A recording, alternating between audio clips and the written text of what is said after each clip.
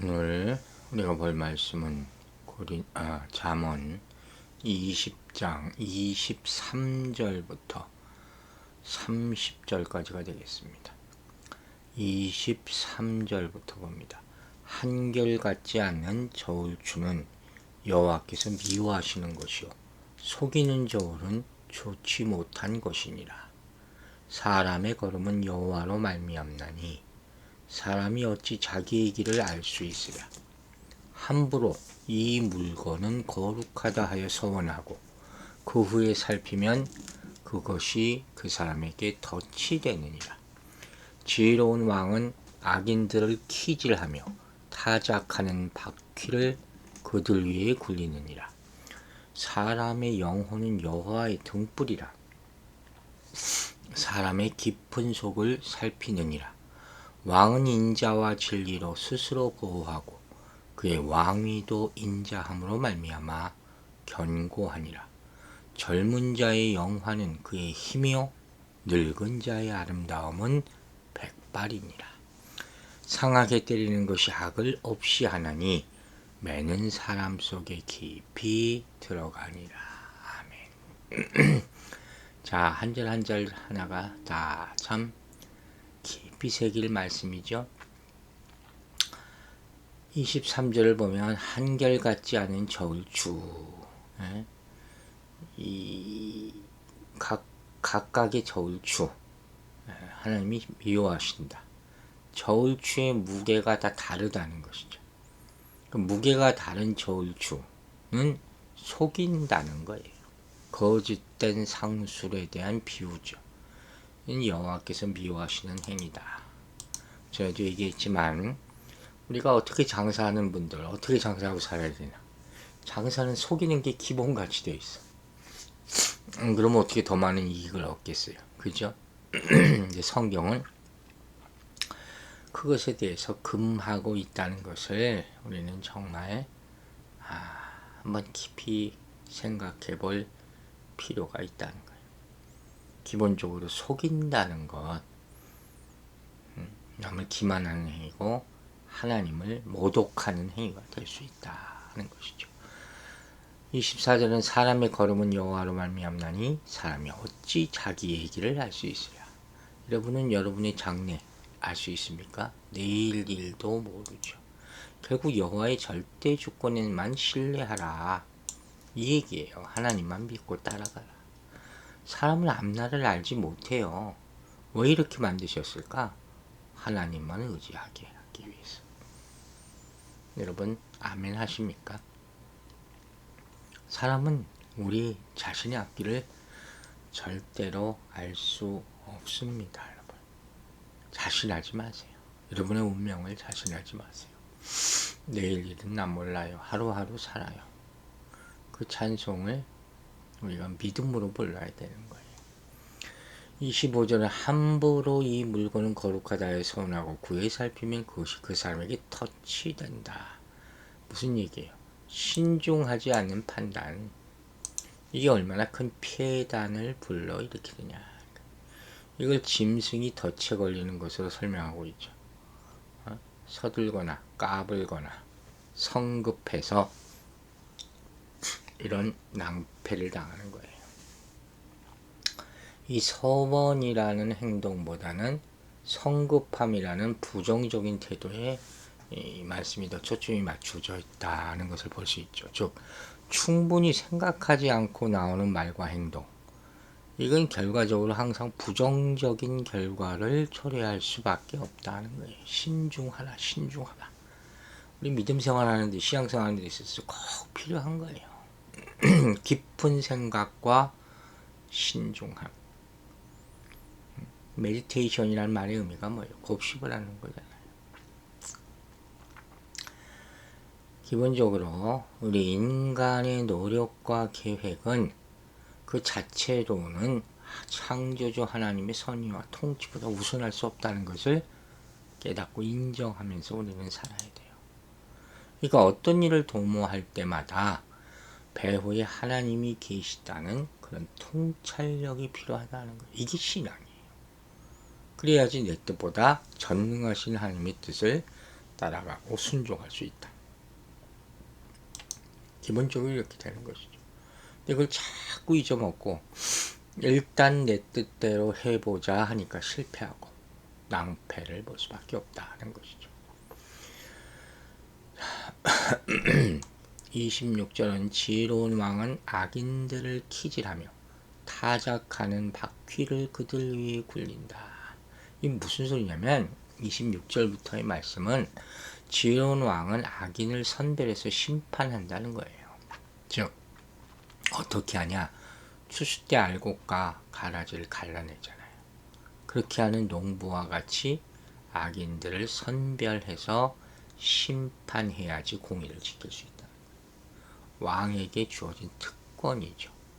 그리고 27절에는 사람의 영혼은 여호와의 등불이라 사람의 깊은 속을 살피느니라.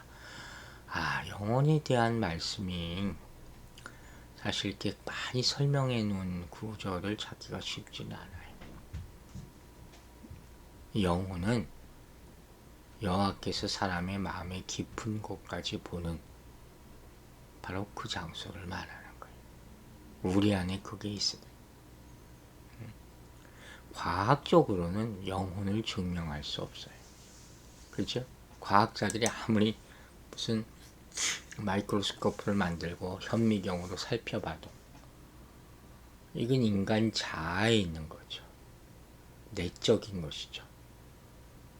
그러나 하나님과 교통하는 정말 중요한 게 그게 영혼이에요. 신비예요. 신비. 하나님께 속한 신비. 기독교 신앙은 신비예요. 우리가 글자를 읽는 게 아니에요.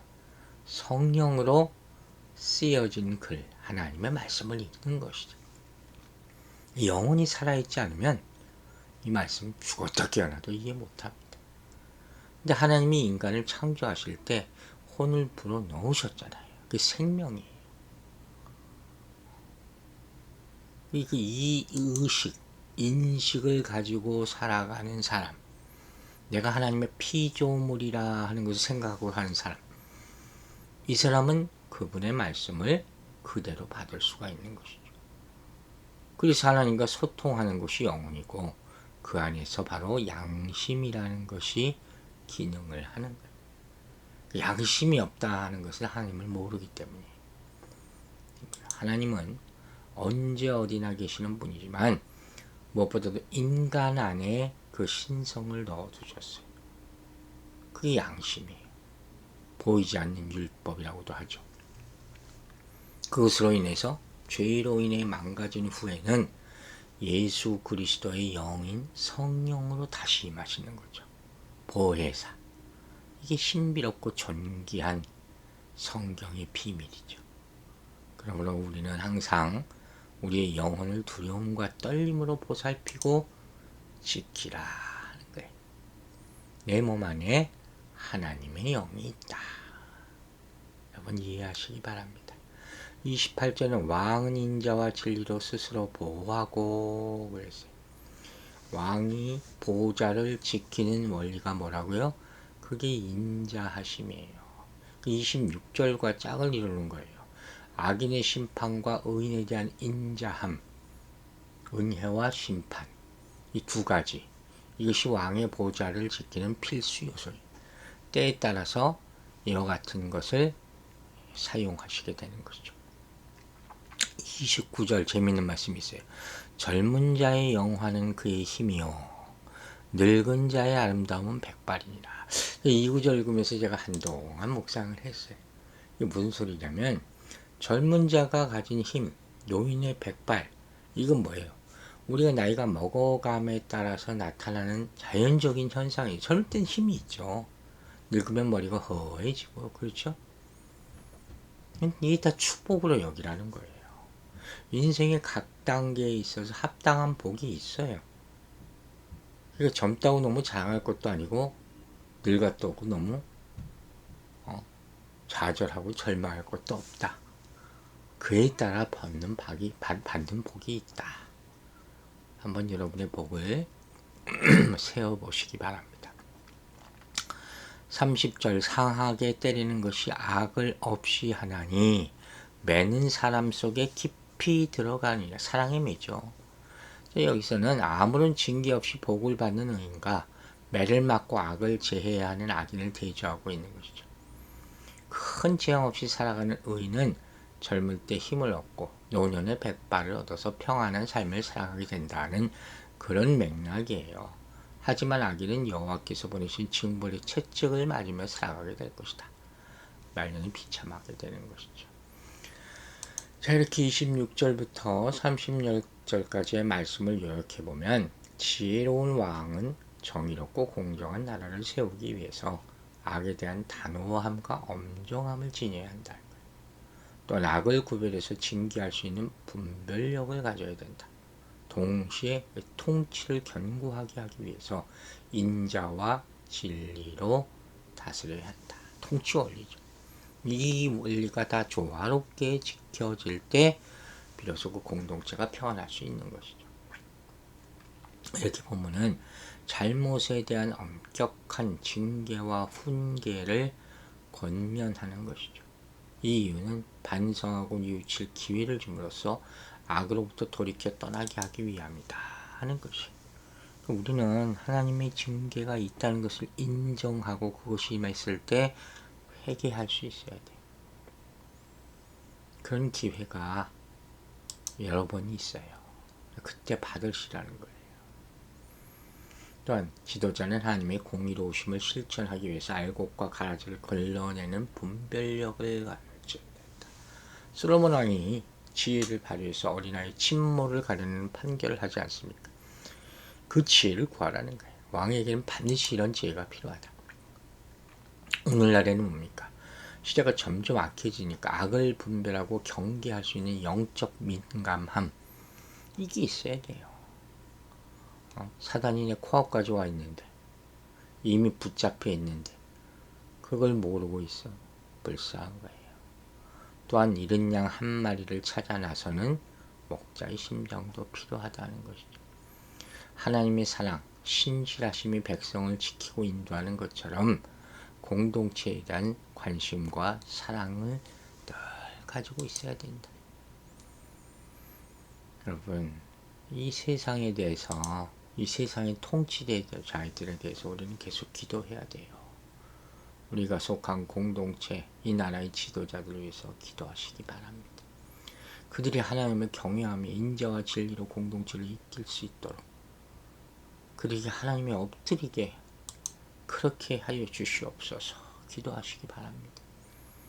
지도자는 무엇보다도 악한 일을 거부하기 위해서 단호한 태도를 가져야 돼요. 세상의 지도자들이 다 자기 이익대로 살잖아요.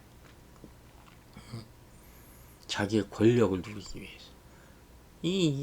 그러니 선과 악의 분별이 되겠습니까? 하나님은 절대 악을 용납하지 않으세요. 그래서 공동체는 이런 관행, 악한 인습, 이런 게 사라지기 위해서 노력하고 기도하고 하나님은 지혜를 구해야 되는 거예요. 여러분, 지도자가 하나님을 경외할 때 악을 미워할 수 있어. 악을 멀리할 수 있어. 그래서 그 나라가 구원받게 되는 거예요. 오늘 간절하게 기도함으로 말미암아 우리가 살고 있는 미국 땅 그리고 대한민국이 회개하고 회복되기를 간절히 기도합니다. 아버지 하나님 감사합니다. 오늘도 주의 말씀으로 살게 하여 주시옵소서. 항상 깊은 생각과 신중함으로 하루하루 모든 매사를 점검하게 하여 주시고 또 깊은 묵상 가운데 하나님의 말씀을 깨닫는 은혜를 체험하게 하여 주시옵소서. 우리 안에 영혼이 있습니다. 이 영혼을 통해서 하나님과 교통하고 세상에서 살면서 양심에 따라 살 수 있도록 축복하여 주시옵소서. 우리가 늙고 나이가 들어가지만 다 육체는 쇠하나 믿음은 더 굳건하게 하여 주시고 이 나이 들어가면서 약해지는 모든 신체나 정신 이 모든 것들을 부정적으로만 보지 말고 이 나이에 누릴 수 있는 은혜를 다 누리게 하여 주시옵소서. 미국 대통령, 한국의 대통령, 세상의 대통령과 지도자들을 위해서 기도하오니 그들이 깨어있게 하여 주시고 회개하게 하여 주시고 하나님의 말씀과 하나님의 율법으로 은혜 가운데 살 수 있도록 돌아오게 하여 주시옵소서. 오늘도 우리 성도들이 그 마음에 하나님이 주신 말씀과 그 양심에 정말로 이 바로 서서 살게 하여 주시고 하나님의 말씀을 전할 때 담대함 허락하여 주시며 주어진 은혜를 감사하며 하루하루 사는 하루 되게 하여 축복하여 주시옵소서. 감사드리며 예수 그리스도 이름으로 기도했습니다. 아멘.